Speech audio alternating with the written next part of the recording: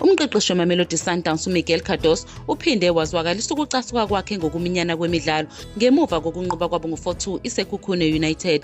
Le win isho ukuthi iSundowns isinqobe imidlalo engu-17 emidlalweni engu-19 ye-league, okuqhubekisela igebe elikhulu phambili ngamaphuzu angu-15 ku-Orlando Pirates esendaweni yesibili enemidlalo emine esandleni. Lo mdlalo ubungoka-8 kuSundowns ngoFebhuwari, idlala njalo ezinsukwini ezintathu. Isimo esishiya uCardoso ebonakala ekhungathekile ngemuva komdlalo. Ugxekelo luhlelo oludimandayo walubiza ngokuthi umsangano, futhi wagcizelela ukuthi aluyishayi indiva impilo yabadlali. Unxuse ukuthi lolu daba lusukunyelwe, wagcizelela ukuthi alulungile neze. Nangaphezu kwesimo esinzima, uCardoso uvumile ukugcina kweqembu lakhe, ephawula ukuthi basaqhubeka nokuphokophela phambili ngisho nangaphansi kobunzima obunje.